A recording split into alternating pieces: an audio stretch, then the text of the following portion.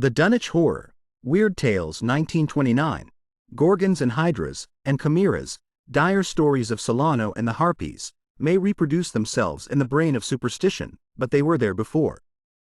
They are transcripts, types, the archetypes are in us, and eternal. How else should the recital of that which we know in a waking sense to be false come to affect us all? Is it that we naturally conceive terror from such objects, considered in their capacity of being able to inflict upon us bodily injury? Oh, least of all. These terrors are of older standing. They date beyond body, or without the body, they would have been the same.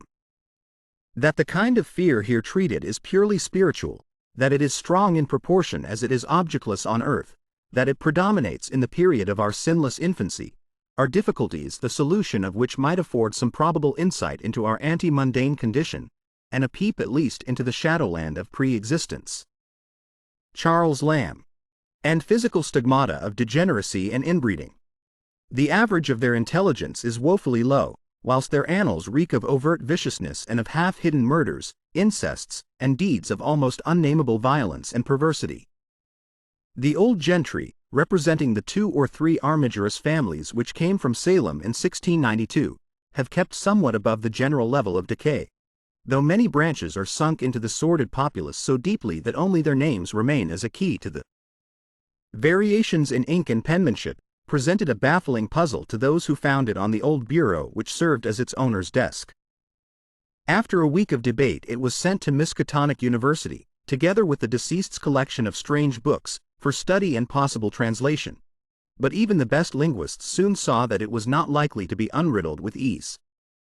No trace of the ancient gold with which Wilbur and old Whately had always paid their debts has yet been discovered. It was in the dark of September 9th that the horror broke loose. The hill noises had been very pronounced during the evening, and dogs barked frantically all night. Early risers on the 10th noticed a peculiar stench in the air. About 7 o'clock Luther Brown, the hired boy at George Corey's, between Cold Spring Glen and the village, rushed frenziedly back from his morning trip to 10-acre meadow with the cows. He was almost convulsed with fright as he stumbled into the kitchen, and in the yard. Outside the no less frightened herd were pawing and lowing pitifully, having followed the boy back in the panic they shared with him. Between gasps Luther tried to stammer out his tale to Mrs. Corey. "Up thar in the rud beyont the glen, Mis' Corey. They's suthin' ben thar. It smells like thunder, and all the bushes and little trees is pushed back from the rud like they'd a house been moved along of it. And that ain't the vust, nuther. They's prints in the rud, Mis' Corey, great round prints as big as barrel heads, all sunk down deep like a elephant had been along, only they's a sight more nor 4 feet could make. I looked at 1 or 2 afore I run, and I see everyone was covered with lines spread in ooh from one place, like as if big palm leaf fans, twicked or 3 times as big as any they is, had a been pounded down into the rud. And the smell was awful, like what it is around Wizard Whately's old house." Here he faltered, and seemed to shiver afresh with the fright that had sent him flying home. Mrs. Corey, unable to extract more information, began telephoning the neighbors, thus starting on its rounds the overture of panic that heralded the major terrors. When she got Sally Sawyer, housekeeper at Seth Bishop's, the nearest place to Whately's, it became her turn to listen instead of transmit. For Sally's boy Chauncey, who slept poorly, had been up on the hill towards Whately's, and had dashed back in terror after one look at the place, and at the pasturage where Mr. Bishop's cows had been left out all night. "Yes, Mis' Corey," came Sally's tremulous voice over the party wire. "Chauncey he just come back a postin', and couldn't half talk fair bein' skirt. He says ol' Whately's house is all bowed up, with timbers scattered round like they'd been dynamite inside. Only the bottom floor ain't through, but is all covered with a kind o' tar-like stuff that smells awful and drips down off'n the edges onto the ground, whar the side timbers is blowed away. And they's awful kinder marks in the yard, too. Great round marks bigger round than a hogshead, and all sticky with stuff like is on the browed-up house. Chauncey he says they leads off into the medders, whar a great swath wider'n a barn is matted down, and all the stone walls tumbled every which way wherever it goes. And he says he, Miss Corey, as how he sought to look fair Seth's cows, frightened easy he was and found him in the upper pasture nigh the devil's hop yard in an awful shape. Hoff. On M's clean gone, and nigh half o' them that's left is sucked most dry o' blood, with sores on 'em like they's been on Whately's cattle ever sank Lavinia's black brat was born. Seth he's gone now to look at 'em, though I'll vow he won't keer tear git very nigh Wizard Whately's. Chauncey didn't look keerful tear see wore the big matted down swath led arter it left the pasturage, but he says he thinks it pinted towards the Glen Rud to the village. I tell ye, Miss Corey, they's suthin' abroad as hadn't order be abroad, and I for one think that Black Wilbur Whately, as come to the bad end he deserved, is at the bottom of the breedin' of it. He want all human hisself, I alloos says to everybody, and I think he and ol' Whately must a raised suthin' in that there nailed up house as ain't even so human as he was. They's alloos been unseen things around Dunwich, livin' things, as ain't human and ain't good fair human folks. The ground was a talkin' last night, and towards mornin' Chauncey he heerd the whippoorwills so loud in Call Spring Glen he couldn't sleep none. Then he thought he heerd another faint like sound over towards Wizard Whately's, a kinder rippin' or tearin' o' wood, like some big box or crate was bein' opened fur off. What with this and that, he didn't git to sleep at all till sunup, and no sooner was he up this mornin', but he's got to go over to Whately's and see what's the matter. He see enough I tell ye, Miss Corey. This don't mean no origin they disgrace. Some of the Whateleys and bishops still send their eldest sons to Harvard and Miskatonic, though those sons seldom return to the moldering gambrel roofs under which they and their ancestors were born. No one, even those who have the facts concerning the recent horror, can say just what is the matter with Dunwich, though old legends speak of unhallowed rites and conclaves of the Indians, amidst which they called forbidden shapes of shadow out of the great rounded hills, and good. And I think as all the men folks ought to get up a party and do suthin'. I know suthin' awful's about, and feel my time is nigh, though only God knows jest what it is. Did your Luther take account o' war them big tracks led to? No? Wall, Miss Corey, ef they was on the Glen Rud this side o' the Glen, and ain't got to your house yet, I calculate they must go into the Glen itself. They would do that. I alloos says Call Spring Glen ain't no healthy nor decent place. The whippoorwills and fireflies there never did act like they was creators o' God, and they's them as says ye kin hear strange things a rushin' and a talkin' in the air down thar ef ye stand in the right place, atween the rock falls and Bear's Den.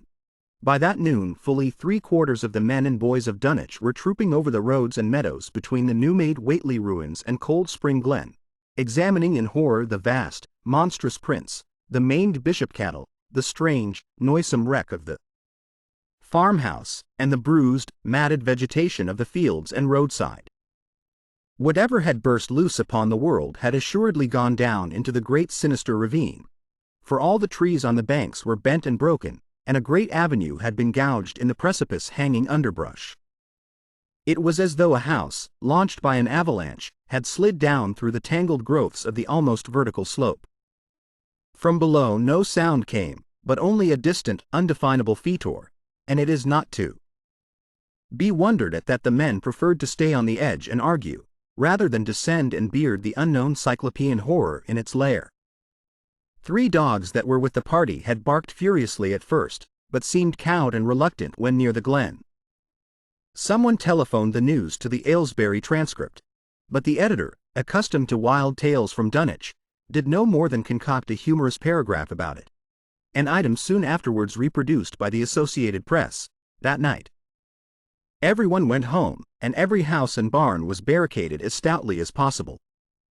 Needless to say, no cattle were allowed to remain in open pasturage.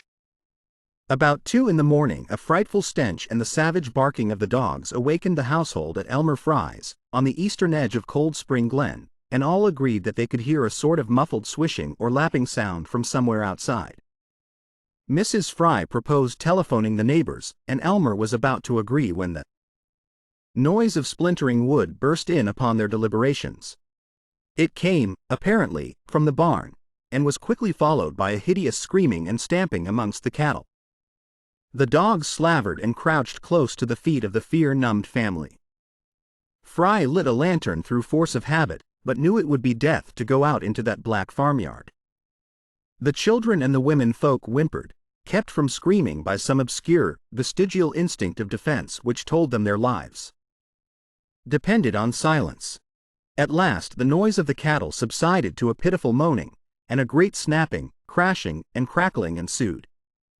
The Frys, huddled together in the sitting room, did not dare to move until the last echoes died away far down in Cold Spring Glen. Then, amidst the dismal moans from the stable and the demoniac piping of the late whippoorwills in the glen, Selina Fry tottered to the telephone and spread what news she could of the second phase of the horror. The next day, the countryside was in a panic, and cowed, uncommunicative groups came and went where the fiendish thing had occurred. 2 titan swaths of destruction stretched from the glen to the Fry farmyard. Monstrous prints covered the bare patches of ground, and one side of the old red barn had completely caved in. Of the cattle, only a quarter could be found and identified. Some of these were in curious fragments, and all that survived had to be shot. Earl Sawyer suggested that help be asked from Aylesbury or Arkham, but others maintained it would be of no use.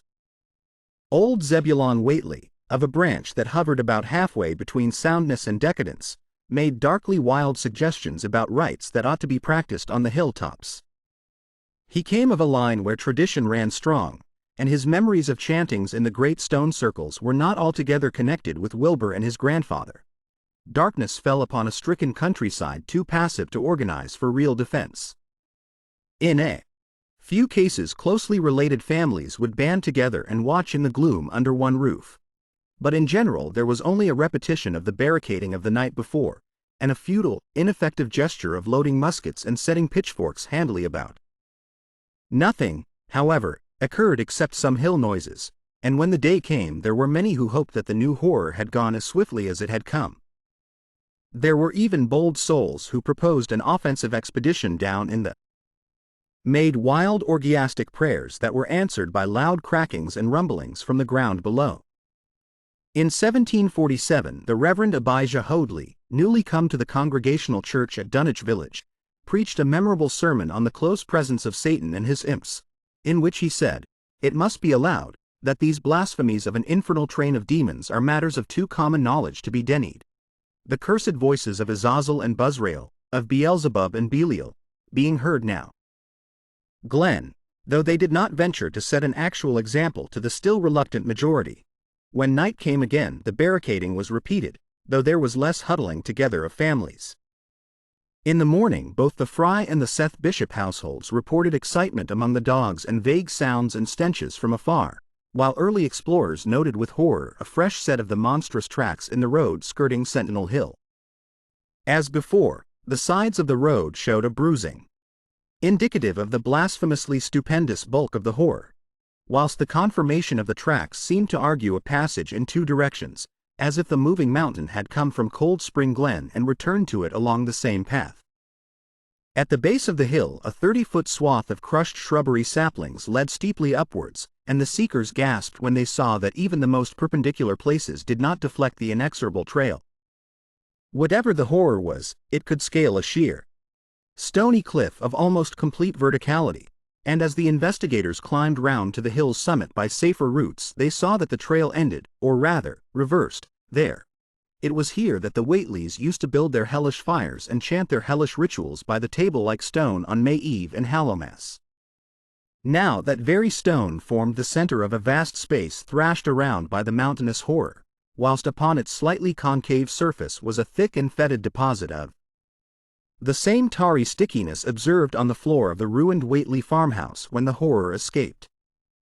Men looked at one another and muttered. Then they looked down the hill. Apparently the horror had descended by a route much the same as that of its ascent. To speculate was futile. Reason, logic, and normal ideas of motivation stood confounded. Only old Zebulon, who was not with the group, could have done justice to the situation or suggested a plausible explanation, Thursday night began much like the others, but it ended less happily. The whippoorwills in the glen had screamed with such unusual persistence that many could not sleep, and about 3 a.m. all the party telephones rang tremulously. Those who took down their receivers heard a fright-mad voice shriek out, "Help, oh, my God!" And some thought a crashing sound followed the breaking off of the exclamation. There was nothing more. No one dared do anything, and no one knew till morning whence the call came. Then those who had heard it called everyone on the line, and found that only the Frys did not reply. The truth appeared an hour later, when a hastily assembled group of armed men trudged out to the Fry place at the head of the glen. It was horrible, yet hardly a surprise. There were more swaths and monstrous prints, but there was no longer any house. It had caved in like an eggshell, and amongst the ruins nothing living or dead could be discovered.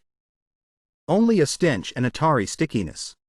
The Elmer Frys had been erased from Dunwich. In the meantime, a quieter yet even more spiritually poignant phase of the horror had been blackly unwinding itself behind the closed door of a shelf-lined room in Arkham. The curious manuscript record or diary of Wilbur Whately, delivered to Miskatonic University for translation, had caused much worry and bafflement among the experts in language both ancient and modern. Its very alphabet, notwithstanding a general resemblance to the heavily shaded Arabic used in Mesopotamia, being absolutely unknown to any available authority. The final conclusion of the linguists was that the text represented an artificial alphabet, giving the effect of a cipher, though none of the usual methods of cryptographic solution seemed to furnish any clue, even when applied on the basis of every tongue the writer might conceivably have used. The ancient books taken from Whately's quarters, while absorbingly interesting and in several cases promising to open up new and terrible lines of research among philosophers and men of science, were of no assistance whatever in this matter. One of them, a heavy tome with an iron clasp, was in another unknown alphabet, this one of a very different cast, and resembling Sanskrit more than anything else. The old ledger was at length given wholly into the charge of Dr. Armitage, both because of his peculiar interest in the Whately matter, and because of his wide linguistic learning and skill in the mystical formulae of antiquity in the Middle Ages. Armitage had an idea that the alphabet might be something esoterically used by certain forbidden cults which have come down from old times, and which have inherited many forms and traditions from the wizards of the Saracenic world. That question, however, he did not deem vital, since it would be unnecessary to know the origin of the symbols if, as he suspected, they were used as a cipher in a modern language. It was his belief that, considering the great amount of text involved, the writer, from underground by above a score of credible witnesses now living. I myself did not more than a fortnight ago catch a very plain discourse of evil powers in the hill behind my house, wherein there were a rattling and rolling, groaning, screeching, and hissing, such as no things of this earth could raise up, and which must needs have come from those caves that only black magic can discover, and only the devil unlock. Mr. Hoadley disappeared soon after delivering this sermon, but the text would scarcely have wished the trouble of using another speech than his own, save perhaps in certain special formulae and incantations. Accordingly, he attacked the manuscript with the preliminary assumption that the bulk of it was in English. Dr. Armitage knew, from the repeated failures of his colleagues, that the riddle was a deep and complex one, and that no simple mode of solution could merit even a trial. All through late August he fortified himself with the mass lore of cryptography, drawing upon the fullest resources of his own library, and waiting night after night amidst the arcana of Trithemius's Polygraphia, Giambattista Porta's De Furtivis Literarum Notis, De Vigenier's Traité des Chiffres, Falconer's Cryptomenesis Patefacta, Davies and Thickness's 18th-century treatises, and such fairly modern authorities as Blair, Van Martin and Kluber's script itself, and in time became convinced that he had to deal with one of those subtlest and most ingenious of cryptograms, in which many separate lists of corresponding letters are arranged like the multiplication table, and the message built up with arbitrary keywords known only to the initiated. The older authorities seemed rather more helpful than the newer ones, and Armitage concluded that the code of the manuscript was one of great antiquity, no doubt handed down through a long line of mystical experimenters. Several times he seemed near daylight, only to be set back by some unforeseen obstacle. Then, as September approached, the clouds began to clear. Certain letters, as used in certain parts of the manuscript, emerged definitely and unmistakably, and it became obvious that the text was indeed in English. On the evening of September 2nd, the last major barrier gave way, and Dr. Armitage read for the first time a continuous passage of Wilbur Whately's Annals. It was in truth a diary, as all had thought, and it was couched in a style clearly showing the mixed occult erudition and general illiteracy of the strange being who wrote it. Almost the first long passage that Armitage deciphered, an entry dated November 26, 1916, proved highly startling and disquieting. It was written, he remembered, by a child of 3.5 who looked like a lad of 12 or 13. Today learned the Aklo for the Sabot, it ran, which did not like, it being answerable from the hill and not from the air. That upstairs more ahead of me than I had thought it would be, and is not like to have much earth brain. Shot. Elam Hutchins's collie Jack when he went to bite me, and Elam says he would kill me if he dast. I guess he won't. Grandfather kept me saying the Doe formula last night, and I think I saw the inner city at the 2 magnetic poles. I shall go to those poles when the earth is cleared off, if I can't break through with the Doe HNA formula when I commit it.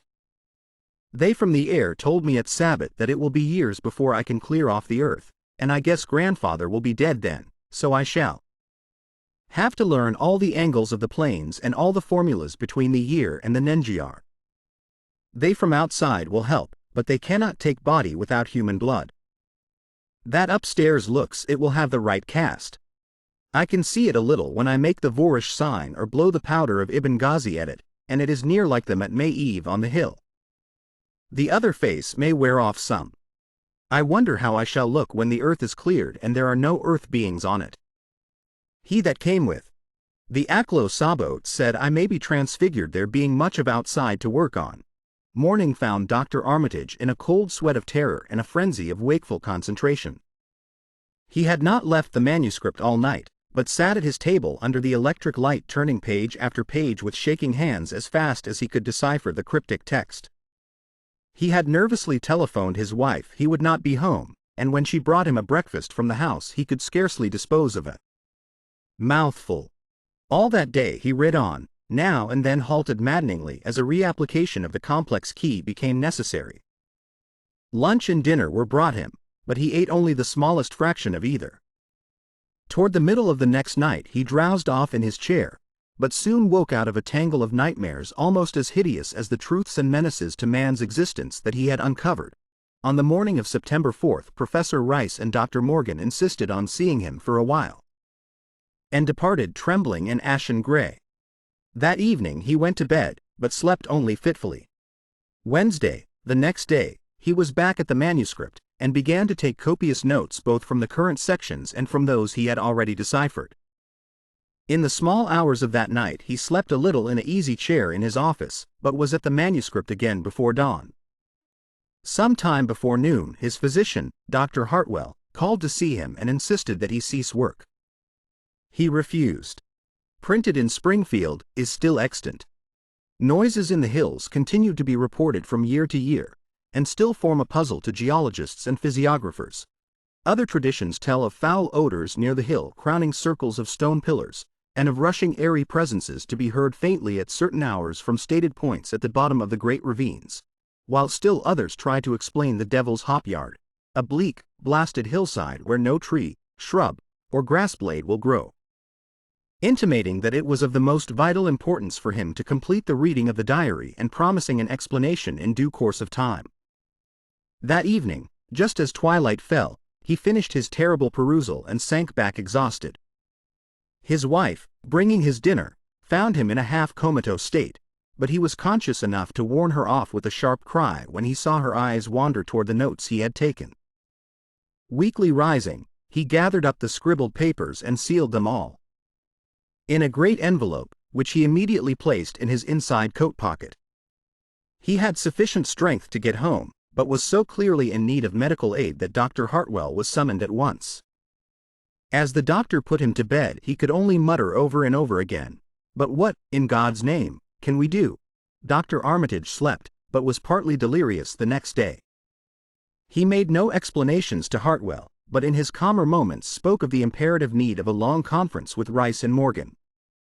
His wilder wanderings were very startling indeed, including frantic appeals that something in a boarded-up farmhouse be destroyed, and fantastic references to some plan for the extirpation of the entire human race and all animal and vegetable life from the earth by some terrible elder race of beings from another dimension. He would shout that the world was in danger, since the elder things wished to strip it and drag it away from the solar system and cosmos of matter into some other plane or phase of entity from which it had once fallen, vigintillions of eons ago.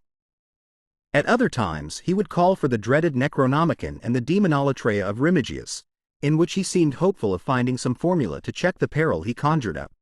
"Stop them! Stop the ML!" he would shout. "Those Whateleys meant to let them in, and the worst of all is left. Tell Rice and Morgan we must do something. It's a blind business, but I know how to make the powder. It hasn't been fed since the 2nd of August, when Wilbur came here to his death, and at that rate, but Armitage had a sound physique despite his 73 years, and slept off his disorder that night without developing any real fever. He woke late Friday, clear of head, though sober with a gnawing fear and tremendous sense of responsibility. Saturday afternoon he felt able to go over to the library and summon Rice and Morgan for a conference, and the rest of that day and evening the three men tortured their brains in the wildest speculation and the most desperate debate. Strange and terrible books were drawn voluminously from the stack shelves and from secure places of storage, and diagrams and formulae were copied with feverish haste and in bewildering abundance. Of skepticism there was none. All three had seen the body of Wilbur Whateley as it lay on the floor in a room of that very building, and after that not one of them could feel even slightly inclined to treat the diary as a madman's raving. Opinions were divided as to notifying the Massachusetts State Police, and the negative finally won. There were things involved which simply could not be believed by those who had not seen a sample, as indeed was made clear during certain subsequent investigations. Late at night the conference disbanded without having developed a definite plan, but all day Sunday Armitage was busy comparing formulae and mixing chemicals obtained from the college laboratory. The more he reflected on the hellish diary, the more he was inclined to doubt the efficacy of any material agent in stamping out the entity which Wilbur Whateley had left behind him, the earth-threatening entity which, unknown to him, was to burst forth in a few hours and become the memorable Dunwich Horror. Monday was a repetition of Sunday with Dr. Armitage, for the task in hand required an infinity of research and experiment. Further consultations of the monstrous diary brought about various changes of plan, and he knew that even in the end a large amount of uncertainty must remain. By Tuesday he had a definite line of action mapped out, and believed he would try a trip to Dunwich within a week. Then, on Wednesday, the great shock came. Tucked obscurely away in a corner of the Arkham Advertiser was a facetious little item from the Associated Press, telling what a record-breaking monster the bootleg whiskey of Dunwich had raised up. Armitage, half stunned, could only telephone for Rice and Morgan. Far into the night they discussed, and the next day was a whirlwind of preparation on the part of them all. Armitage knew he would be meddling with terrible powers, yet saw that there was no other way to annul the deeper and more malign meddling which others had done before him. Friday morning Armitage, Rice, and Morgan set out by motor for Dunwich, arriving at the village about 1 in the afternoon.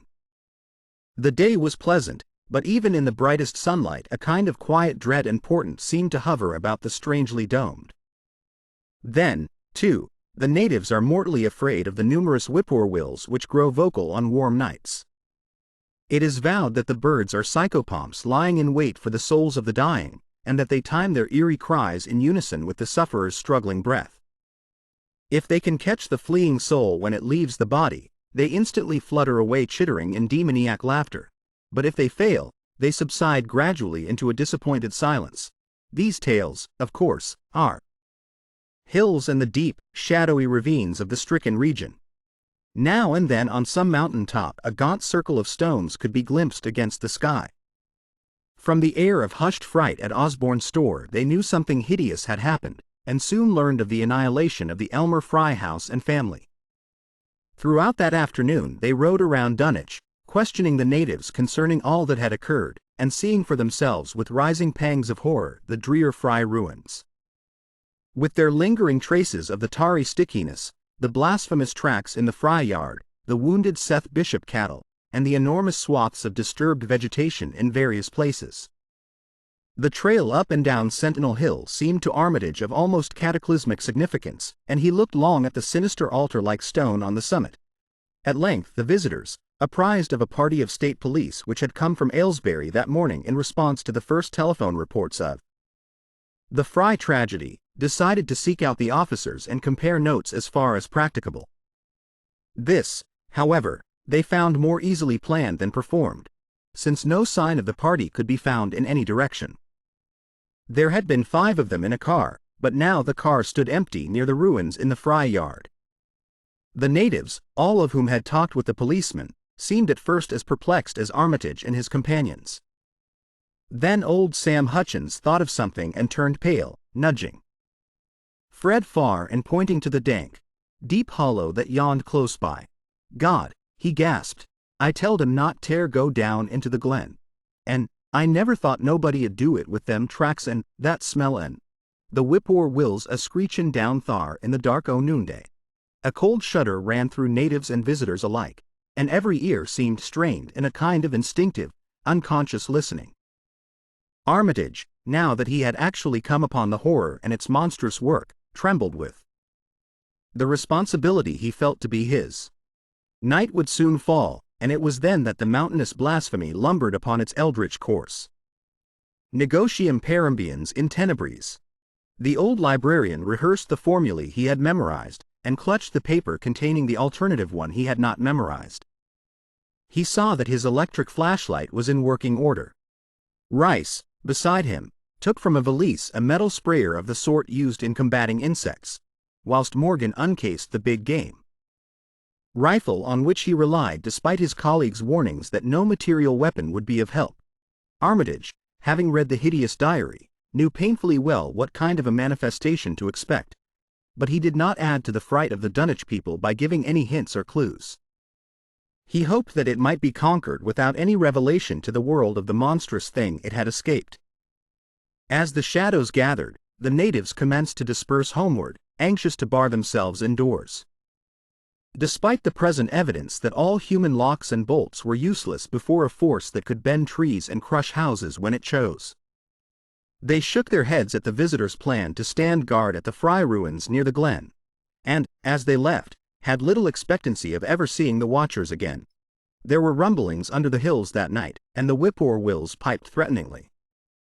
Once in a while a wind, sweeping up out of Cold Spring Glen, would bring a touch of ineffable fetor to the heavy night air, such a fetor as all 3 of the watchers had smelled once before, when they stood above a dying thing that had passed for 15 years and a half as a human being.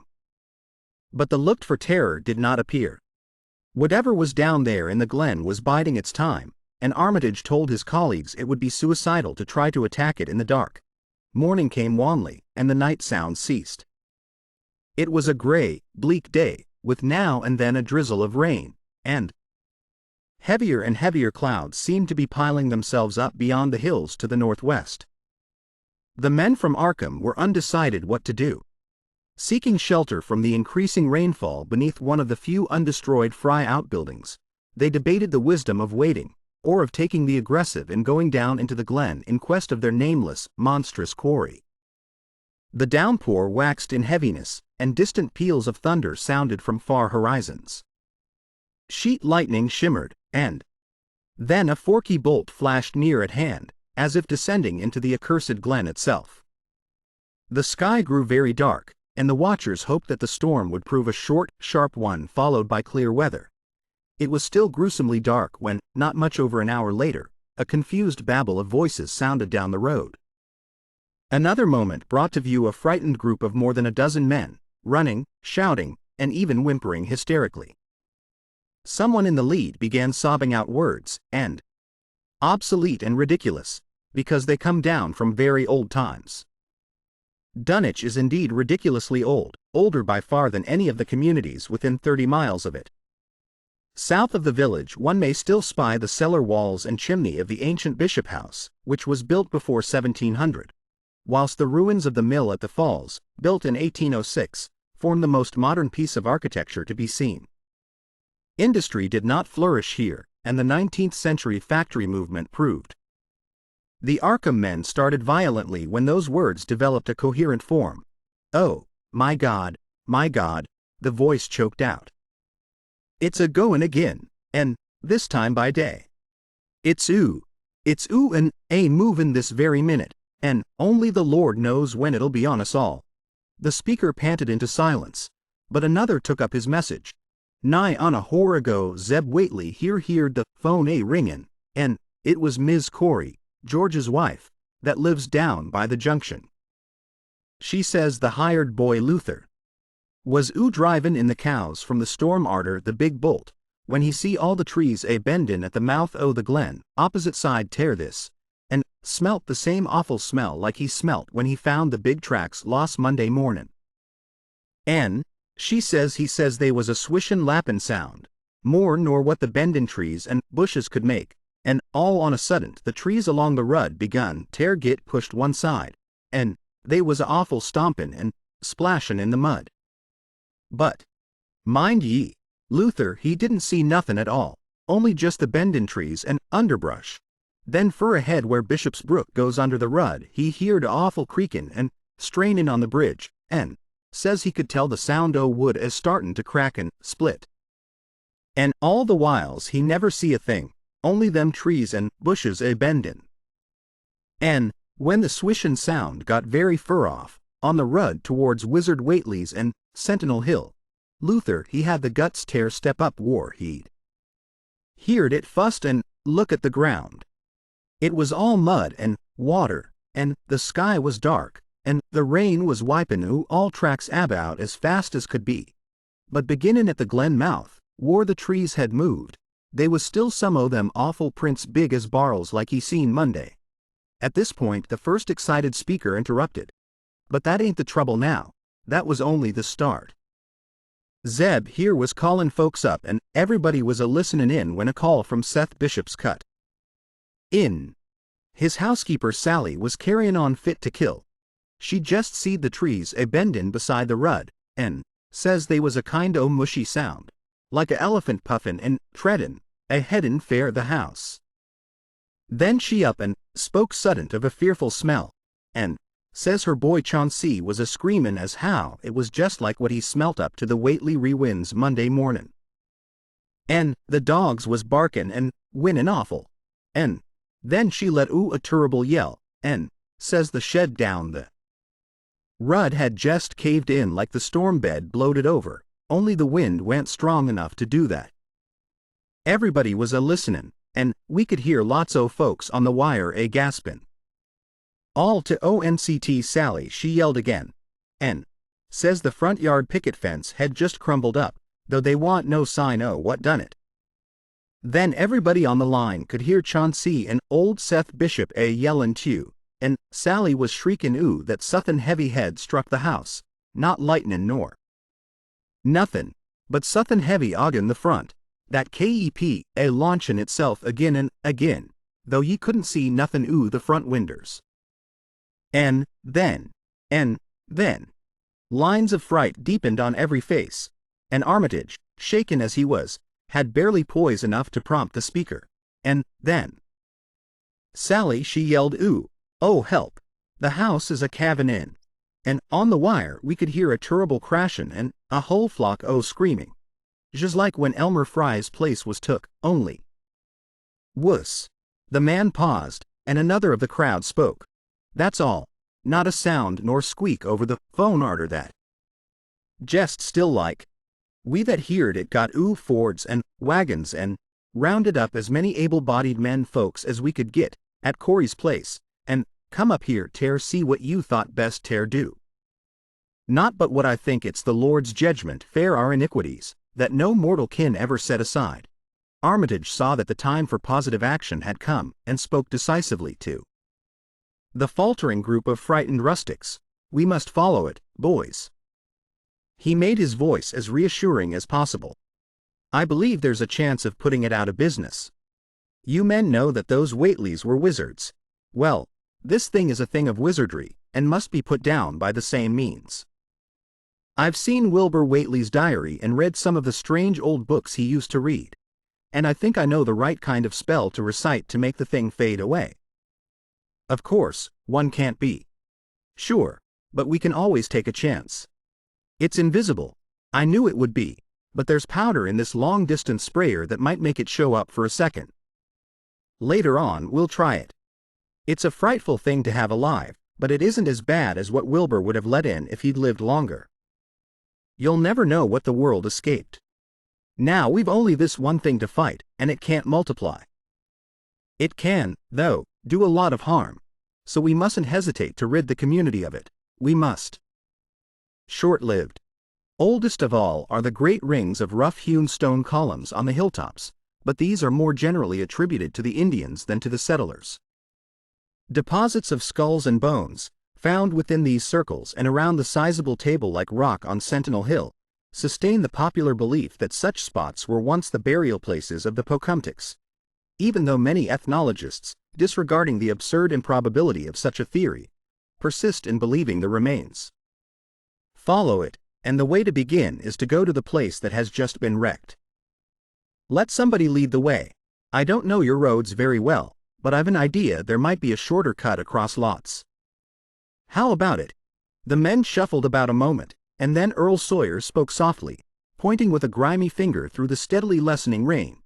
I guess ye kin get to Seth Bishop's quickest by cuttin' across the lower medder here, waddin' the brook at the low place, and climbin' through Carrier's mowin' and the timber lot beyont. That comes on the upper rud mighty nigh Seth's, a leetle t'other side. Armitage, with Rice and Morgan, started to walk in the direction indicated, and most of the natives followed slowly. The sky was growing lighter, and there were signs that the storm had worn itself away. When Armitage inadvertently took a wrong direction, Joe Osborne warned him and walked ahead to show the right one.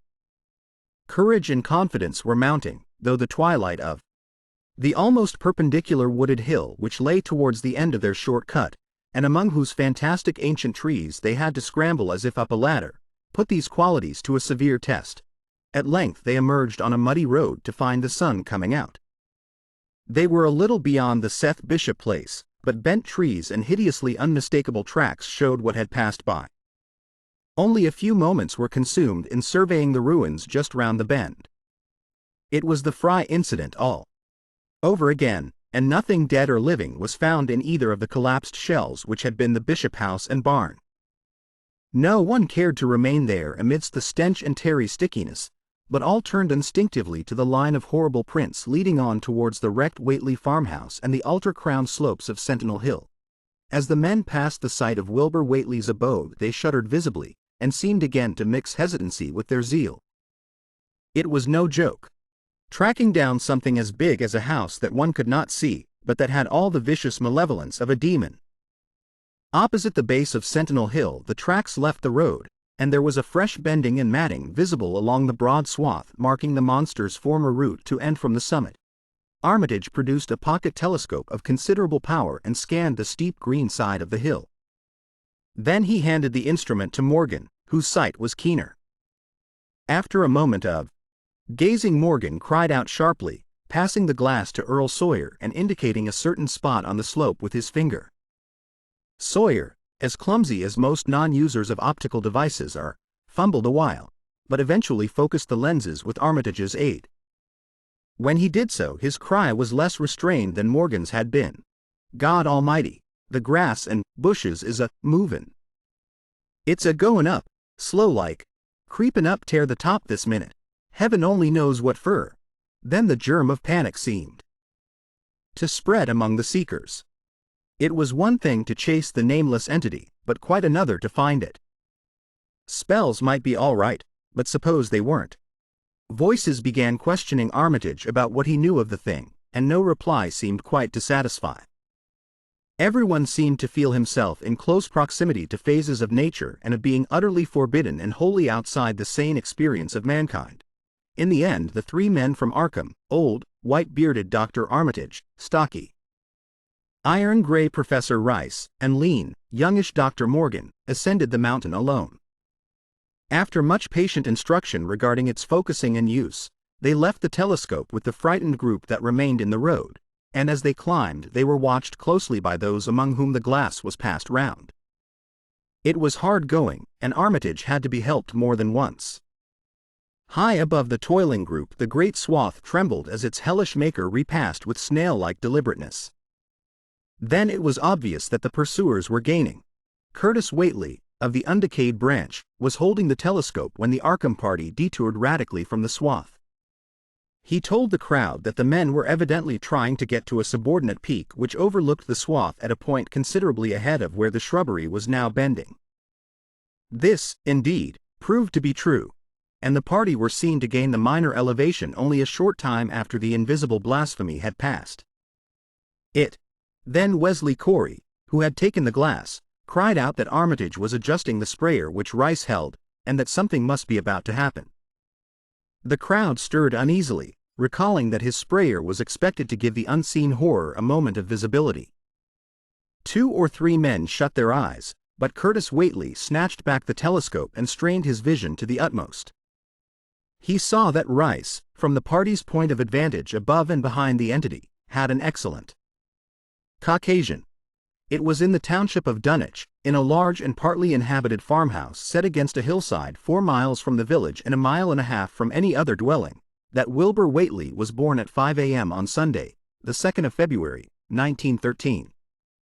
This date was recalled because it was Candlemas, which people in Dunwich curiously observe under another name, and because the noises in the hills had sounded, and all the dogs of the countryside had barked persistently, throughout the chance of spreading the potent powder with marvelous effect. Those without the telescope saw only an instant's flash of gray cloud, a cloud about the size of a moderately large building, near the top of the mountain. Curtis, who held the instrument, dropped it with a piercing shriek into the ankle-deep mud of the road. He reeled, and would have crumbled to the ground had not 2 or 3 others seized and steadied him. All he could do was moan half inaudibly, "Oh, oh, great God! That!" There was a pandemonium of questioning, and only Henry Wheeler thought to rescue the fallen telescope and wipe it clean of mud. Curtis was past all coherence, and even isolated replies were almost too much for him. Bigger in a barn. All made o' squirmin' ropes.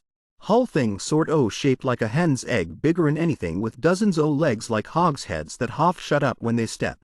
Nothin' solid about it, all like jelly, and made o' separate wrigglin' ropes pushed clost together. Great bulgin' eyes all over it. 10 or 20 mouths or trunks a stickin' all along the sides, big as stovepipes and all a tossin' and openin' and shuttin'. All gray, with kinder blue or purple rings. And, God at heaven, that half face on top. This final memory, whatever it was, proved too much for poor Curtis, and he collapsed completely before he could say more. Fred Farr and Will Hutchins carried him to the roadside and laid him on the damp grass. Henry Wheeler, trembling, turned the rescued telescope on the mountain to see what he might. Through the lenses were discernible 3 tiny figures, apparently running towards the summit as fast as the steep incline allowed. Only these, nothing more. Then everyone noticed a strangely unseasonable noise in the deep valley behind, and even in the underbrush of Sentinel Hill itself.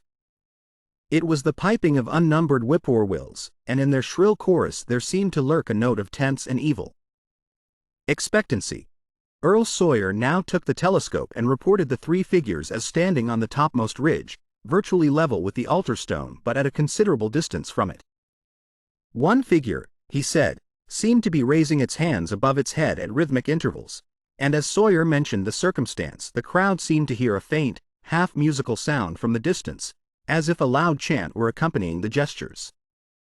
The weird silhouette on that remote peak must have been a spectacle of infinite grotesqueness and impressiveness, but no observer was in a mood for aesthetic appreciation. "I guess he's sayin' the spell," whispered Wheeler as he snatched back the telescope. The whippoorwills were piping wildly, and in a singularly curious irregular rhythm quite unlike that of the visible ritual. Suddenly the sunshine seemed to lessen without the intervention of any discernible cloud. It was a very peculiar phenomenon, and was plainly marked by all. A rumbling sound seemed brewing beneath the hills, mixed strangely with a concordant rumbling which clearly came from the sky.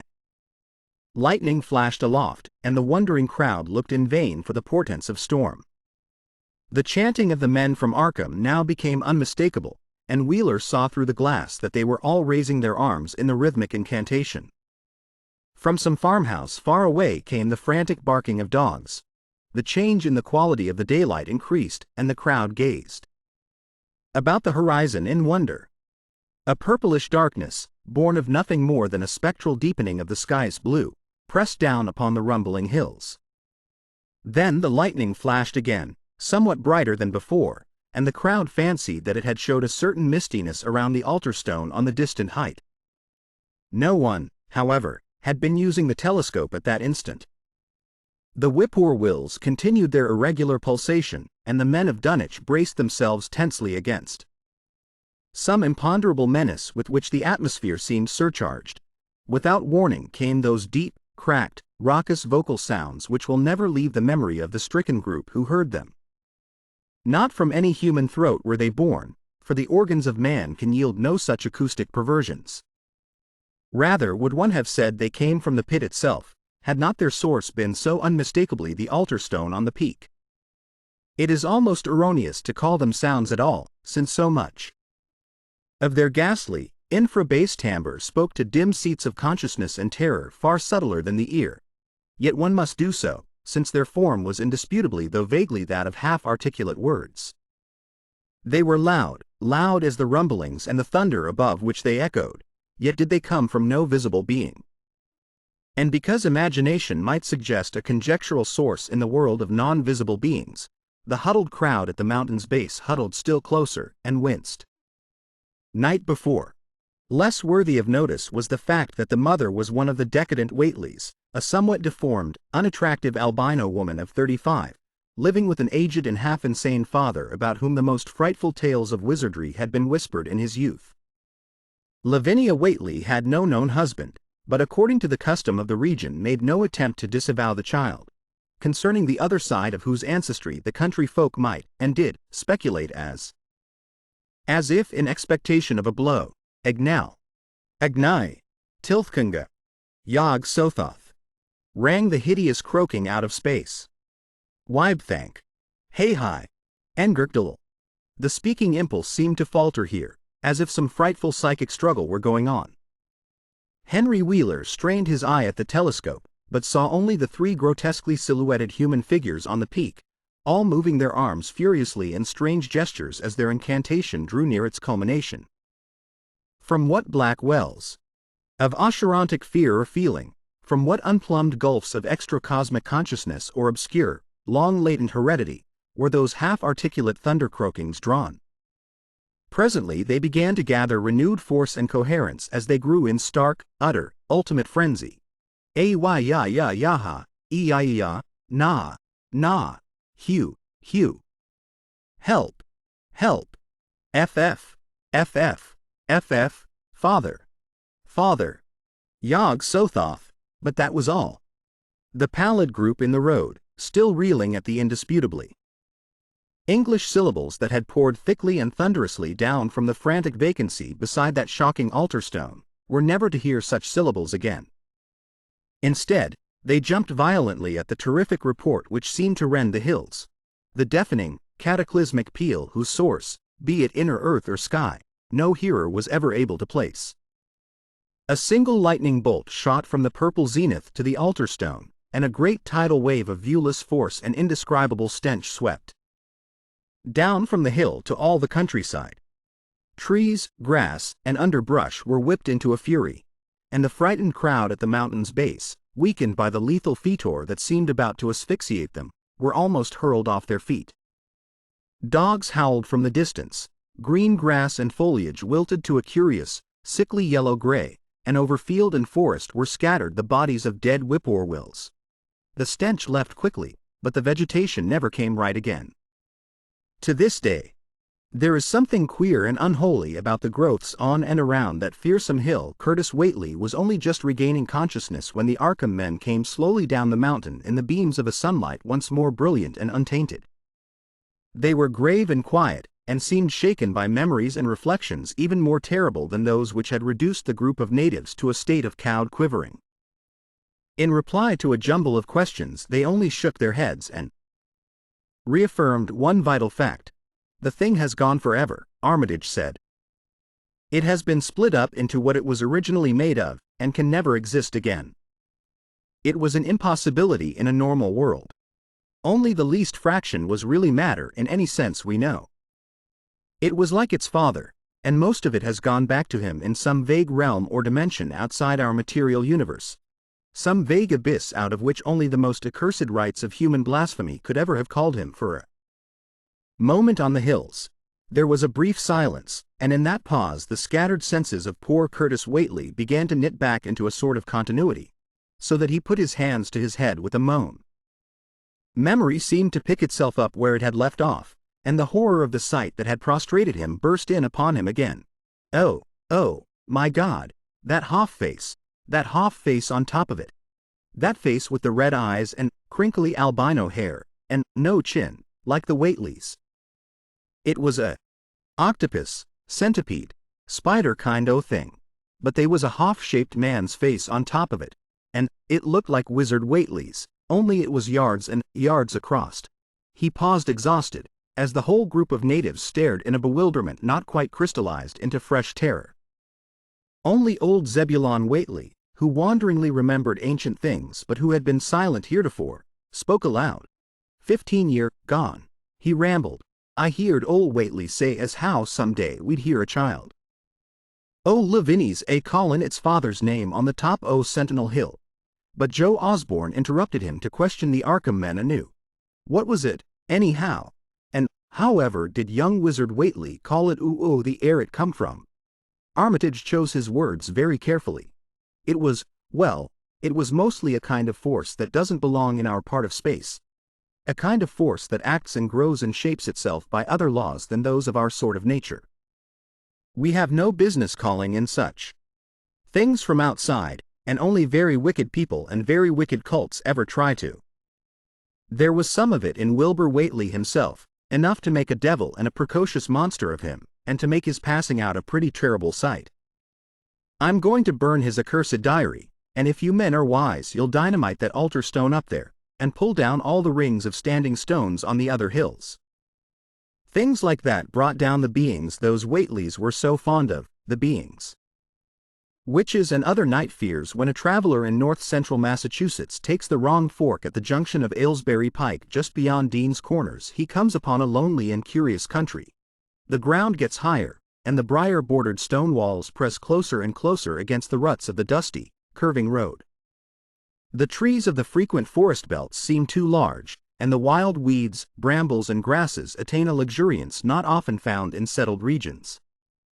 At the same time, widely as they chose.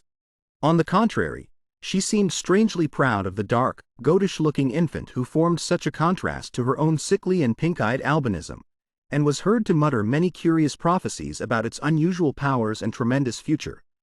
Lavinia was one who would be apt to mutter such things, for she was a lone creature given to wandering amidst thunderstorms in the hills and trying to read the great odorous books which her father had inherited through 2 centuries of.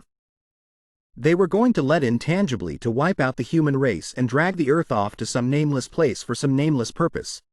But as to this thing we've just sent back, the Whateleys raised it for a terrible part in the doings that were to come. It grew fast and big from the same reason that Wilbur grew fast and big, but it beat him because it had a greater share of the outsideness in it. You needn't ask how Wilbur called it out of the air. He didn't call it out. It was his twin brother, but it looked more like the father than he did. Whateleys, and which were fast falling to pieces with age and wormholes. She had never been to school, but was filled with disjointed scraps of ancient lore that old Whately had taught her.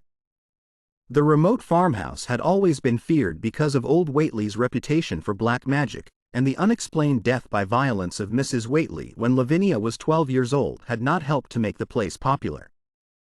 Isolated among strange influences, Lavinia was fond of wild and grandiose daydreams and singular occupations, nor was her leisure much taken up by household cares in a home from which all standards of order and cleanliness had long since disappeared. There was a hideous screaming which echoed above even the hill noises and the dogs barking on the night Wilbur was born, but no known doctor or midwife presided at his coming. Neighbors knew nothing of him till a week afterward, when old Whately drove his sleigh through the snow into Dunwich village and discoursed incoherently to the group of loungers at Osborne's general store. There seemed to be a change in the old man, an added element of furtiveness in the clouded brain which subtly transformed him from an object to a subject of fear, though he was not one to be perturbed by any common family event. Amidst it all he showed some trace of the pride later noticed in his daughter, and what he said of the child's paternity was remembered by many of his hearers years afterward. "I don't care what folks think. If Lavinia's boy looked like his pa, he wouldn't look like nothing ye expect. Ye needn't think the only folks is the folks hereabouts. Lavinia's read some, and has seed some things the most ye only tell about. I calculate her man is as good a husband as ye kin find this side of Aylesbury, and if ye knowed as much about the hills as I do, ye wouldn't ask no better church weddin' nor her en. Let me tell ye suthin'. Some day you folks'll hear a child o' Lavinia's callin' its father's name on the top o' Sentinel Hill." The only person who saw Wilbur during the first month of his life were old Zechariah Whately, of the undecayed Whateleys, and Earl Sawyer's common-law wife, Mamie Bishop. Mammie's visit was frankly one of curiosity, and her subsequent tales did justice to her observations. But Zechariah came to lead a pair of Alderney cows which old Whately had bought of his son Curtis. This marked the beginning of a course of cattle buying on the part of small Wilbur's family, which ended only in 1928, when the Dunwich Horror came and went. Yet at no time did the ramshackle Whately barn seem overcrowded with livestock. There came a period when people were curious enough to steal up and count the herd that grazed precariously on the steep hillside above the old farmhouse, and they could never find more than 10 or 12 anemic, bloodless-looking specimens. Evidently some blight or distemper, perhaps sprung from the unwholesome pasturage or the diseased fungi and timbers of the filthy barn, caused a heavy mortality amongst the Whately animals. Odd wounds or sores, having something of the aspect of incisions, seemed to afflict the visible cattle, and once or twice during the earlier months certain callers fancied they could discern similar sores about the throats of the gray, unshaven old man and his slatternly, crinkly-haired albino daughter. In the spring after Wilbur's birth, Lavinia resumed her customary rambles in the hills, bearing in her misproportioned arms the swarthy child. Public interest in the Whateleys subsided after most of the country folk had seen the baby, and no one bothered to comment on the swift development which that newcomer seemed every day to exhibit. Wilbur's growth was indeed phenomenal, for within 3 months of his birth he had attained a size and muscular power not usually found in infants under a full year of age. His motions and even his vocal sounds showed a restraint and deliberateness highly peculiar in an infant, and no one was really unprepared when, at 7 months, he began to walk unassisted, with falterings which another month was sufficient to remove. It was somewhat after this time, on Halloween, that a great blaze was seen at midnight on the top of Sentinel Hill, where the old table-like stone stands amidst its tumulus of ancient bones. Considerable talk was started when Silas Bishop, of the undecayed Bishops, mentioned having seen the boy running sturdily up that hill ahead of. The planted fields appear singularly few and barren, while the sparsely scattered houses wear a surprisingly uniform aspect of age, squalor, and dilapidation. Without knowing why, one hesitates to ask directions from the gnarled solitary figures spied now and then on crumbling doorsteps or on the sloping, rock-strewn meadows. Those figures are so silent and furtive that one feels somehow confronted by forbidden things, with which it would be better to have nothing to do.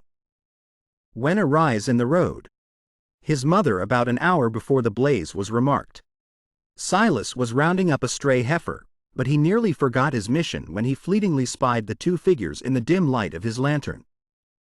They darted almost noiselessly through the underbrush, and the astonished watcher seemed to think they were entirely unclothed. Afterwards he could not be sure about the boy, who may have had some kind of a fringed belt and a pair of dark trunks or trousers on. Wilbur was never subsequently seen. Alive and conscious without complete and tightly buttoned attire, the disarrangement or threatened disarrangement of which always seemed to fill him with anger and alarm. His contrast with his squalid mother and grandfather in this respect was thought very notable until the horror of 1928 suggested the most valid of reasons. The next January, gossips were mildly interested in the fact that Lavinia's black brat had commenced to talk, and at the age of only 11 months. His speech was somewhat remarkable both because of its difference from the ordinary accents of the region, and because it displayed a freedom from infantile lisping of which many children of 3 or 4 might well be proud. The boy was not talkative, yet when he spoke he seemed to reflect some elusive element wholly unpossessed by Dunwich and its denizens. The strangeness did not reside in what he said, or even in the simple idioms he used, but seemed vaguely linked with his intonation or with the internal organs that produced the spoken sounds. His facial aspect, too, was remarkable for its maturity, for though he shared his mother's and grandfather's chinlessness, his firm and precociously shaped nose united with the expression of his large, dark, almost Latin eyes to give him an air of quasi-adulthood and well-nigh preternatural intelligence. He was, however, exceedingly ugly despite his appearance of brilliancy, there being something almost goatish or animalistic about his thick lips, large pored, yellowish skin, coarse crinkly hair, and oddly elongated ears. He was soon disliked even more decidedly than his mother and grandsire, and all conjectures about him were spiced with references to the bygone magic of old Whately, and how the hills once shook when he shrieked the dreadful name of Yog Sothoth in the midst of a circle of stones with a great book open in his arms before him. Dogs abhorred the boy, and he was always obliged to take various defensive measures against their barking menace. Meanwhile, old Whately continued to buy cattle without measurably increasing the size of his herd. He also cut timber and began to repair the unused parts of his house, a spacious, peak-roofed affair whose rear end was buried entirely in the rocky hillside, and whose 3 least ruined ground-floor rooms had always been sufficient for himself and his daughter. There must have been prodigious reserves of strength in the old man to enable him to accomplish so much hard labor, and though he still babbled dementedly at times, his carpentry seemed to show the effects of sound calculation. It had already begun as soon as Wilbur was born, when one of the many tool sheds had been put suddenly in order, clapboarded, and fitted with a stout fresh lock. Now, in restoring the abandoned upper story of the house, he was a no less thorough craftsman. His mania showed itself only in his tight boarding up of all the windows in the reclaimed section, though many declared that it was a crazy thing to bother with the reclamation at all. Less inexplicable was his fitting up of another downstairs room for his new grandson, a room which several callers saw, though no one was ever admitted to the closely boarded upper story. This chamber he lined with tall, firm shelving, along which he began gradually to arrange, in apparently careful order, all the rotting ancient books and parts of books which during his own day had been heaped promiscuously in odd corners of the various rooms. I made some use of them, he would say as he tried to mend a torn black letter page with paste prepared on the rusty kitchen stove, but the boys fittin' to make better use of him. He'd order HEVM as well so as he kin, for they're going to be all of his larnin'. When Wilbur was a year and 7 months old, in September of 1914, his size and accomplishments were almost alarming. He had grown as large as a child of 4, and was a fluent and incredibly intelligent talker. He ran freely about the fields and hills, and accompanied his mother on all her wanderings. At home he would pore diligently over the queer pictures and charts in his grandfather's books, while old Whately would instruct and catechize him through long, hushed afternoons. By this time the restoration of the house was finished, and those who watched it wondered why one of the upper windows had been made into a solid plank door. It was a window in the rear of the east gable end, close against the hill, and no one could brings the mountains in view above the deep woods. The feeling of strange uneasiness is increased. The summits are too rounded and symmetrical to give a sense of comfort and naturalness, and sometimes the sky silhouettes with especial clearness the queer circles of tall stone pillars with which most of them are crowned. Gorges and ravines of problematical depth intersect the way, and the crude wooden bridges always seem of dubious safety. When the road dips again, there are stretches of marshland. Imagine why a cleated wooden runway was built up to it from the ground. About the period of this work's completion, people noticed that the old tool house, tightly locked and windowlessly clapboarded since Wilbur's birth, had been abandoned again. The door swung listlessly open, and when Earl Sawyer once stepped within after a cattle-selling call on Old Whately, he was quite discomposed by the singular odor he encountered. Such a stench, he averred, as he had never before smelt in all his life. Except near the Indian circles on the hills, and which could not come from anything sane or of this earth. But then, the homes and sheds of Dunwich folk have never been remarkable for olfactory immaculateness. The following months were void of visible events, save that everyone swore to a slow but steady increase in the mysterious hill noises. On May Eve of 1915 there were tremors which even the Aylesbury people felt, whilst the following Halloween produced an underground rumbling queerly synchronized with bursts of flame, them which Witelly's doin's, from the summit of Sentinel Hill. Wilbur was growing up uncannily, so that he looked like a boy of 10 as he entered his 4th year. He read avidly by himself now, but talked much less than formerly. A settled taciturnity was absorbing him, and for the first time people began to speak specifically of the dawning look of evil in his goatish face. He would sometimes mutter an unfamiliar jargon and chant in bizarre rhythms which chilled the listener with a sense of unexplainable terror. The aversion displayed towards him by dogs had now become a matter of wide remark, and he was obliged to carry a pistol in order to traverse the countryside in safety. His occasional use of the weapon did not enhance his popularity amongst the owners of canine guardians. The few callers at the house would often find Lavinia alone on the ground floor, while odd cries and footsteps resounded in the boarded-up 2nd story. She would never tell what her father and the boy were doing up there, though once she turned pale and displayed an abnormal degree of fear when a jocose fish peddler tried the locked door leading to the stairway. That peddler told the store loungers at Dunwich Village that he thought he heard a horse stamping on that floor above. The loungers reflected, thinking of the door and runway, and of the cattle that so swiftly disappeared. Then they shuddered as they recalled tales of old Whately's youth, and of the strange things that are called out of the earth when a bullock is sacrificed at the proper time to certain heathen gods. It had for some time been noticed that dogs had begun to hate and fear the whole Whately place as violently as they hated and feared young Wilbur personally. In 1917 the war came, and Squire Sawyer Whately, as chairman of the local draft board, had hard work finding a quota of young Dunwich men fit even to be sent to development camp. The government, alarmed at such signs of wholesale regional decadence, sent several officers and medical experts to investigate, conducting a survey which New England newspaper readers may still recall. It was the publicity attending this investigation which set reporters on the track of the Whateleys, and caused the Boston Globe and Arkham Advertiser to print flamboyant Sunday stories of young Wilbur's precociousness, old Whately's black magic, and the shelves of strange books, the sealed 2nd story of the ancient farmhouse, and the weirdness of the whole region and its hill noises.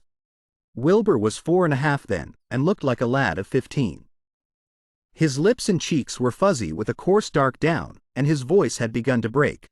Earl Sawyer went out to the Whately place with both sets of reporters and cameramen, and called their attention to the queer stench which now seemed to trickle down from the sealed upper spaces.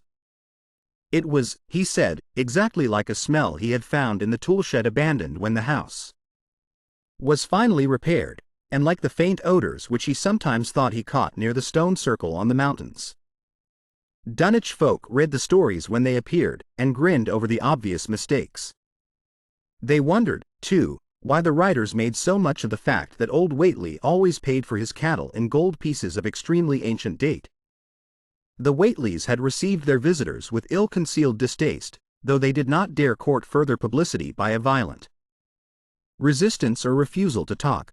For a decade, the annals of the Whateleys sink indistinguishably into the general life of a morbid community used to their queer ways and hardened to their May Eve and All Hallows orgies. Twice a year they would light fires on the top of Sentinel Hill, at which times the mountain rumblings would recur with greater and greater violence, while at all seasons there were strange and portentous doings at the lonely farmhouse. In the course of time callers professed to that one instinctively dislikes, and indeed almost fears at evening when unseen whippoor-wills chatter and the fireflies come out in abnormal profusion to dance to the raucous, creepily insistent rhythms of stridently piping bullfrogs. The thin, shining line of the Miskatonic's upper reaches has an oddly serpent-like suggestion as it winds close to the feet of the domed hills among which it rises. As the hills draw nearer, one heeds their wooded sides more than their stone-crowned tops. Hear sounds in the sealed upper story even when all the family were downstairs, and they wondered how swiftly or how lingeringly a cow or bullock was usually sacrificed. There was talk of a complaint to the Society for the Prevention of Cruelty to Animals, but nothing ever came of it, since Dunwich folk are never anxious to call the outside world's attention to themselves. About 1923, when Wilbur was a boy of 10 whose mind, voice, stature, and bearded face gave all the impressions of maturity, a second great siege of carpentry went on at the old house. It was all inside the sealed upper part, and from bits of discarded lumber people concluded that the youth and his grandfather had knocked out all the partitions and even removed the attic floor, leaving only one vast open void between the ground story and the peaked roof. They had torn down the great central chimney, too, and fitted the rusty range with a flimsy outside tin stove pipe. In the spring after this event, old Whately noticed the growing number of whippoor-wills that would come out of Cold Spring Glen to chirp under his window at night. He seemed to regard the circumstance as one of great significance, and told the loungers at Osborne's that he thought his time had almost come. "They whistle just in tune with my breathin' now," he said, "and I guess they're gettin' ready to catch my soul. They know it's a goin' ooh, and don't calculate to miss it. You'll know, boys, arter I'm gone, whether they get me or not. Ef they do, they'll keep up a singin' and laughin' till break o' day. Ef they don't, they'll kinder quiet down like. I expect them and the souls they hunts fair hev some pretty tough tussles sometimes." On Llama's Night, 1924, Dr. Houghton of Aylesbury was hastily summoned by Wilbur Whately, who had lashed his one remaining horse through the darkness and telephoned from Osborne's in the village. He found old Whately in a very grave state, with a cardiac action and stertorous breathing that told of an end not far off. The shapeless albino daughter and oddly bearded grandson stood by the bedside, whilst from the vacant abyss overhead there came a disquieting suggestion of rhythmical surging or lapping, as of the waves on some level beach. The doctor, though, was chiefly disturbed by the chattering night birds outside, a seemingly limitless legion of whippoor-wills that cried their endless message in repetitions timed diabolically to the wheezing gasps of the dying man. It was uncanny and unnatural. Too much, thought Dr. Houghton, like the whole of the region he had entered so reluctantly in response to the urgent call. Towards 1 o'clock old Whately gained consciousness, and interrupted his wheezing to choke out a few words to his grandson. "More space, Willie, more space soon. You grows, and that grows faster. It'll be ready to serve ye soon, boy. Open up the gates to Yog Sothoth with the long chant that ye'll find on page 751 of the complete edition, and then put a match to the prison. Fire from earth can't burn it no how." He was obviously quite mad. After a pause, during which the flock of whippoor-wills outside adjusted their cries to the altered tempo while some indications of the strange hill noises came from afar off, he added another sentence or two. "Feed it reglar, Willie, and mind the quantity. But don't let it grow too fast fair the place, fair ef it busts quarters or gits afore ye opens to Yog Sothoth, it's all over and no use. Only them from beyond kin make it. Multiply and work. Only them, the old uns as wants to come back." But speech gave place to gasps again, and Lavinia screamed at the way the whippoor-wills followed the change. It was the same for more than an hour, when the final throaty rattle came. Dr. Houghton drew shrunken lids over the glazing gray eyes as the tumult of birds faded imperceptibly to silence. Lavinia sobbed, but Wilbur only chuckled whilst the hill noises rumbled faintly. "They didn't get him," he muttered in his heavy bass voice. Wilbur was by this time a scholar of really tremendous erudition in his one-sided way, and was quietly known by correspondence to many librarians in distant places where rare and forbidden books of old days are kept. He was more and more hated and dreaded around Dunwich because of certain youthful disappearances which suspicion laid vaguely at his door, but was always able to silence inquiry through fear or through use of that fund of old-time gold which still, as in his grandfather's time, went forth regularly and increasingly for cattle buying. He was now tremendously mature of aspect, and his height, having reached the normal adult limit, seemed inclined to wax beyond that figure. In 1925, when a scholarly correspondent from Miskatonic University called upon him one day and departed pale and puzzled, he was fully 6 3/4 feet tall. Through all the years, Wilbur had treated his half-deformed albino mother with a growing contempt, finally forbidding her to go to the sides loom up so darkly and precipitously that one wishes they would keep their distance, but there is no road by which to escape them. Across a covered bridge one sees a small village huddled between the stream and the vertical slope of Round Mountain, and wonders at the cluster of rotting gambrel roofs bespeaking an earlier architectural period than that of the neighboring region. It is not reassuring to see, on a closer glance, that most of the houses are deserted and falling to ruin, and Hill's with him on May Eve and Hallowmass, and in 1926 the poor creature complained to Mamie Bishop of being afraid of him. "They's more about him as I knows than I can tell ye, Mamie," she said, "and nowadays they's more nor what I know myself.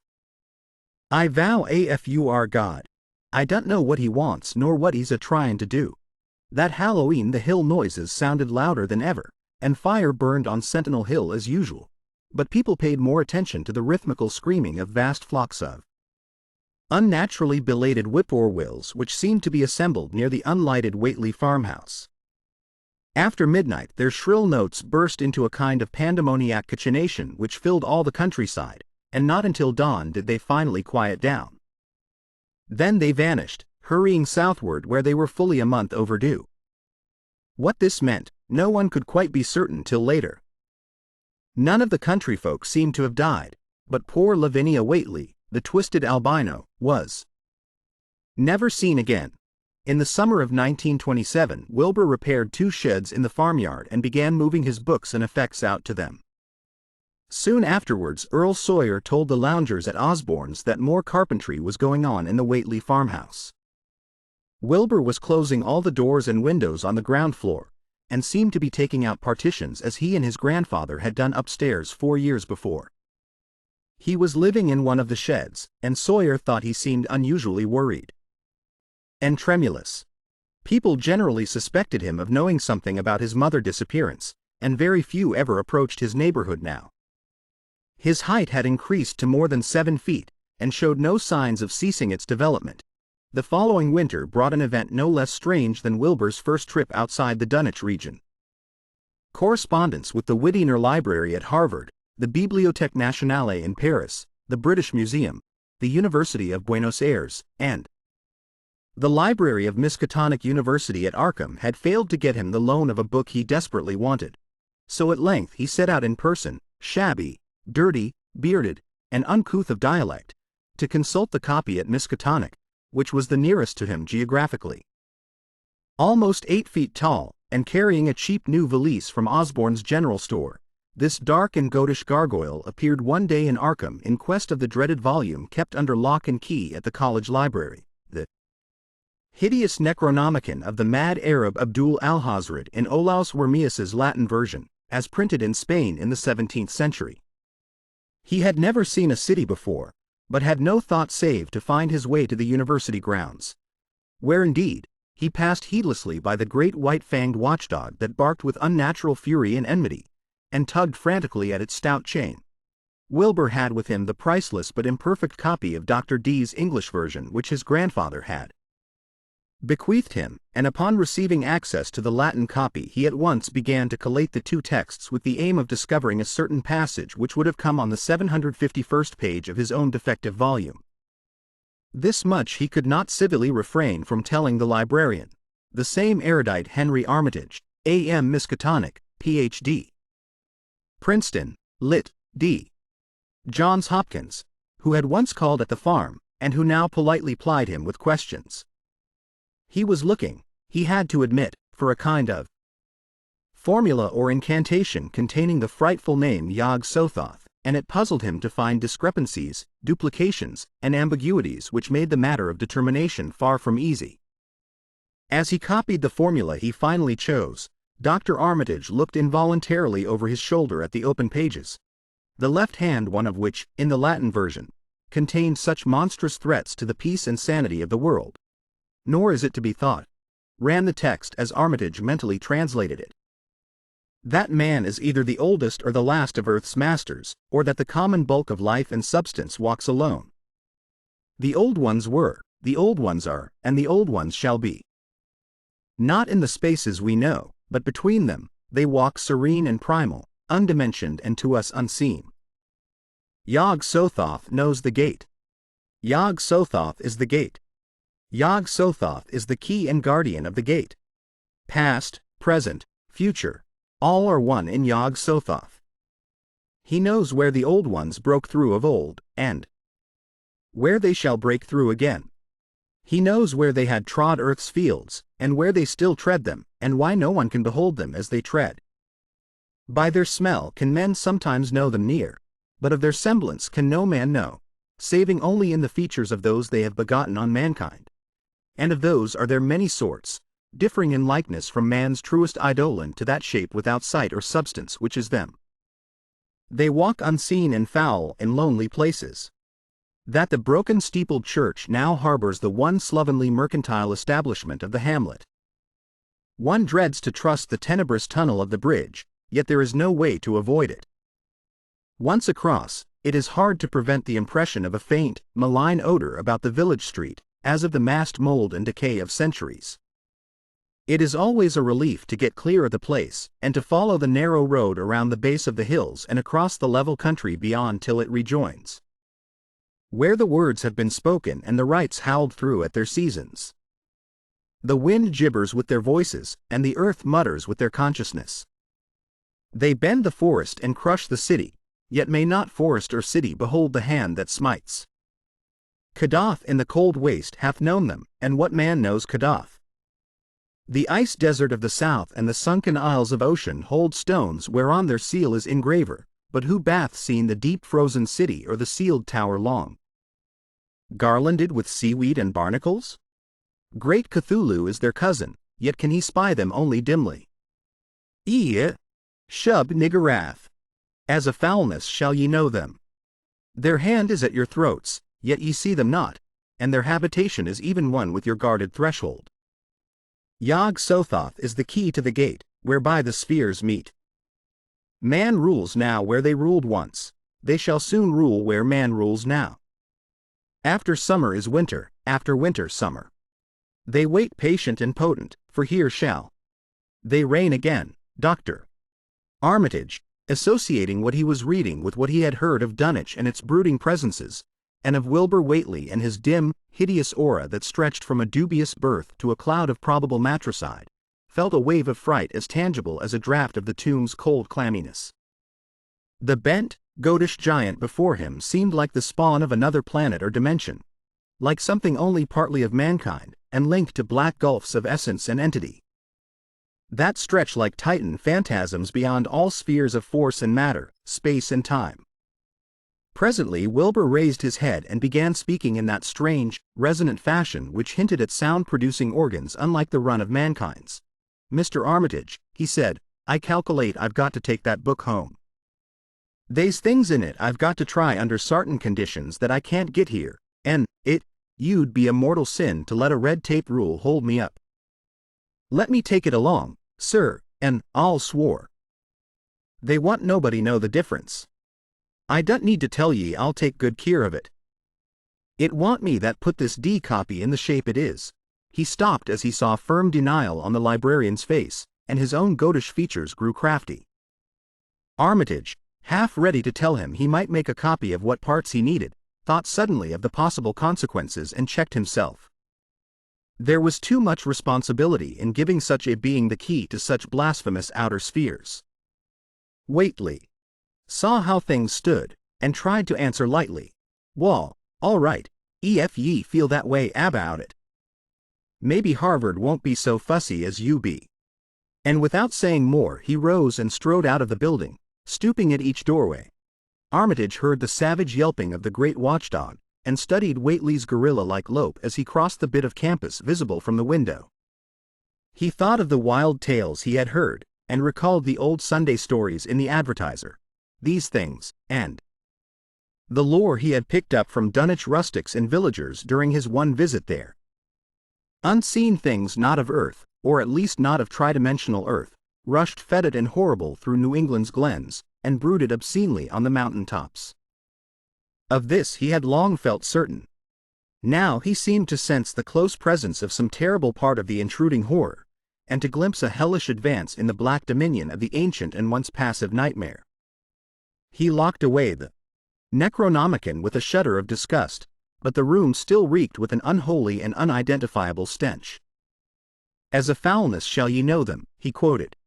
Yes, the odor was the same as that which had sickened him at the Whately farmhouse less than 3 years before. He thought of Wilbur, goatish and ominous, once again, and laughed mockingly at the village rumors of his parentage. Inbreeding? Armitage muttered half aloud to himself. Great God, what simpletons! Show them Arthur Mackins. Great God, Pan, and they'll think it a common Dunwich scandal. But what thing, what cursed shapeless influence on or off this three-dimensional earth, was Wilbur Whately's father?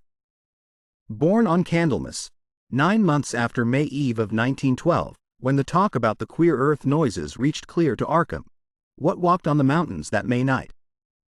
What rude horror fastened itself on the world in half-human flesh and blood? During the ensuing weeks, Dr. Armitage set about to collect all possible data on Wilbur Whately and the formless presences around Dunwich. He got in communication with Dr. Houghton of Aylesbury, who had attended old Whately in his last illness, and found much to ponder over in the grandfather's last words as quoted by the physician. A visit to Dunwich village failed to bring out much that was new, but a close survey of the Necronomicon, in those parts which Wilbur had sought so avidly, seemed to supply new and terrible clues to the nature, methods, and desires of the Aylesbury Pike. Afterwards, one sometimes learns that one has been through Dunwich. Outsiders visit Dunwich as seldom as possible, and since a certain season of horror, all the signboards pointing towards it have been taken down.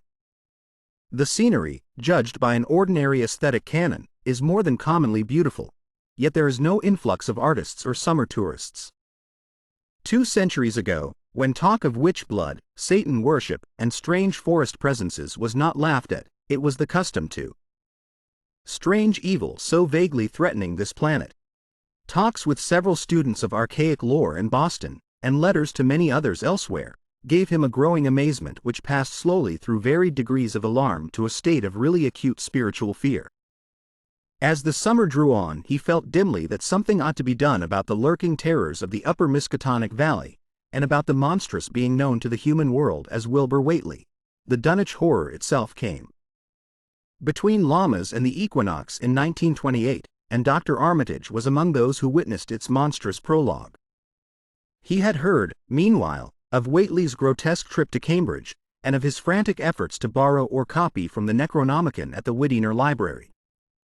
Those efforts had been in vain, since Armitage had issued warnings of the keenest intensity to all librarians having charge of the dreaded volume. Wilbur had been shockingly nervous at Cambridge, anxious for the book, yet almost equally anxious to get home again, as if he feared the results of being away long.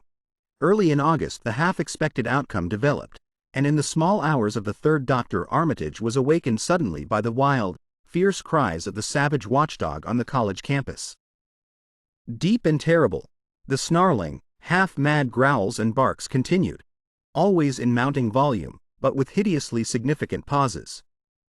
Then there rang out a scream from a wholly different throat, such a scream as roused half the sleepers of Arkham and haunted their dreams ever afterwards, such a scream as could come from no being born of earth, or wholly of earth.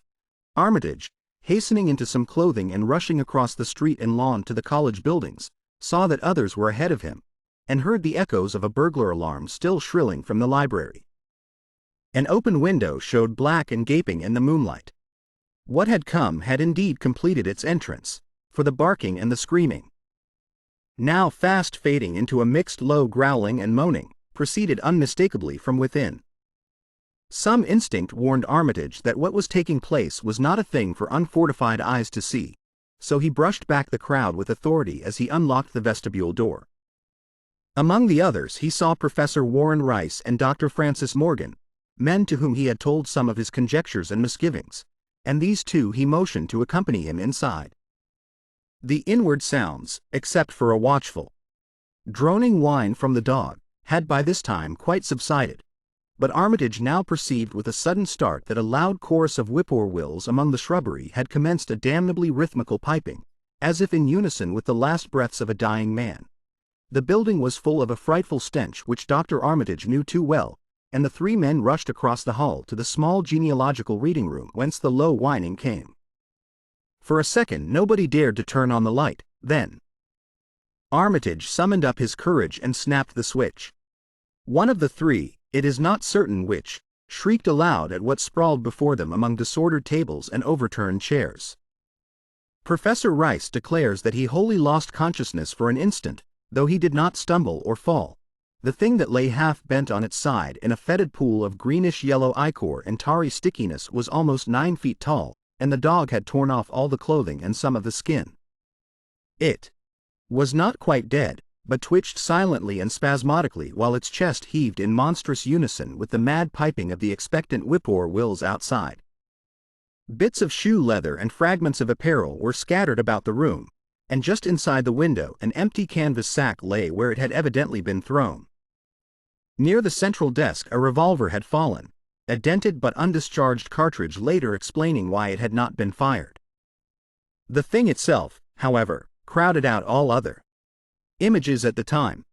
It would be trite and not wholly accurate to say that no human pen could describe it, but one may properly say that it could not be vividly visualized by anyone whose ideas of aspect and contour are too closely bound up with the common lifeforms of this planet and of the three known dimensions. It was partly human, beyond a doubt, with very manlike hands and head, and the goatish, chinless face had the stamp of the Whateleys upon it. But the torso and lower parts of the body were teratologically fabulous, so that only generous clothing could ever have enabled it to walk on earth unchallenged or uneradicated. Above the waist it was semi-anthropomorphic, though its chest, where the dog's rending paws still rested watchfully, had the leathery, reticulated hide of a crocodile or alligator. The back was piebald with yellow and black, and dimly suggested the squamous covering of certain snakes. Below the waist, though, it was the worst, for here all human resemblance left. Give reasons for avoiding the locality. In our sensible age, since the Dunwich Horror of 1928 was hushed up by those who had the town's and the world's welfare at heart, people shun it without knowing exactly why. Perhaps one reason, though it cannot apply to uninformed strangers, is that the natives are now repellently decadent, having gone far along that path of retrogression so common in many New England backwaters. They have come to form a race by themselves, with the well-defined mental off and sheer fantasy began. The skin was thickly covered with coarse black fur, and from the abdomen a score of long greenish-gray tentacles with red-sucking mouths protruded limply. Their arrangement was odd, and seemed to follow the symmetries of some cosmic geometry unknown to Earth or the solar system. On each of the hips, deep set in a kind of pinkish, ciliated orbit, was what seemed to be a rudimentary eye, whilst in lieu of a tail there depended a kind of trunk or feeler with purple annular markings, and with many evidences of being an undeveloped mouth or throat. The limbs, save for their black fur, roughly resembled the hind legs of prehistoric Earth's giant saurians, and terminated in ridgy veined pads that were neither hooves nor claws. When the thing breathed, its tail and tentacles rhythmically changed color, as if from some circulatory cause normal to the non-human greenish tinge, whilst in the tail it was manifest as a yellowish appearance which alternated with a sickly grayish-white in the spaces between the purple rings. Of genuine blood there was none, only the fetid greenish-yellow ichor which trickled along the painted floor beyond the radius of the stickiness, and left a curious discoloration behind it. As the presence of the three men seemed to rouse the dying thing, it began to mumble without turning or raising its head. Dr. Armitage made no written record of its mouthings, but asserts confidently that nothing in English was uttered. At first the syllables defied all correlation with any speech of Earth, but towards the last there came some disjointed fragments evidently taken from the Necronomicon, that monstrous blasphemy in quest of which the thing had perished. These fragments, as Armitage recalls them, ran something like Engai, Nagaga, Bug Shagog, Waiha, Yog Sothoth, Yog Sothoth. They trailed off into nothingness as the whippoor-wills shrieked in rhythmical crescendos of unholy anticipation. Then came a halt in the gasping. And the dog raised its head in a long, lugubrious howl. A change came over the yellow, goatish face of the prostrate thing, and the great black eyes fell in appallingly. Outside the window the shrilling of the whippoor-wills had suddenly ceased, and above the murmurs of the gathering crowd there came the sound of a panic-struck whirring and fluttering. Against the moon vast clouds of feathery watchers rose and raced from sight, frantic at that which they had sought for prey. All at once the dog started up abruptly, gave a frightened bark, and leapt nervously out of the window by which it had entered. A cry rose from the crowd, and Dr. Armitage shouted to the men outside that no one must be admitted till the police or medical examiner came. He was thankful that the windows were just too high to permit of peering in, and drew the dark curtains carefully down over each one. By this time 2 policemen had arrived, and Dr. Morgan, meeting them in the vestibule, was urging them for their own sakes to postpone entrance to the stench-filled reading room till the examiner came and the prostrate thing could be covered up. Meanwhile frightful changes were taking place on the floor. One need not describe the kind and rate of shrinkage and disintegration that occurred before the eyes of Dr. Armitage and Professor Rice. But it is permissible to say that, aside from the external appearance of face and hands, the really human element in Wilbur Whately must have been very small. When the medical examiner came, there was only a sticky whitish mass on the painted boards, and the monstrous odor had nearly disappeared. Apparently Whately had had no skull or bony skeleton, at least, in any true or stable sense. He had taken somewhat after his unknown father, yet all this was only the prologue of the actual Dunwich Horror. Formalities were gone through by bewildered officials, abnormal details were duly kept from press and public, and men were sent to Dunwich and Aylesbury to look up property and notify any who might be heirs of the late Wilbur Whately. They found the countryside in great agitation, both because of the growing rumblings beneath the domed hills, and because of the unwonted stench and the surging, lapping sounds which came increasingly from the great empty shell formed by Whately's boarded-up farmhouse. Earl Sawyer, who tended the horse and cattle during Wilbur's absence, had developed a woefully acute case of nerves. The officials devised excuses not to enter the noisome boarded place, and were glad to confine their survey of the deceased's living quarters, the newly mended sheds, to a single visit. They filed a ponderous report at the courthouse in Aylesbury, and litigations concerning heirship are said to be still in progress amongst the innumerable Whateleys, decayed and undecayed, of the upper Miskatonic Valley. An almost interminable manuscript in strange characters, written in a huge ledger and adjudged a sort of diary because of the spacing and the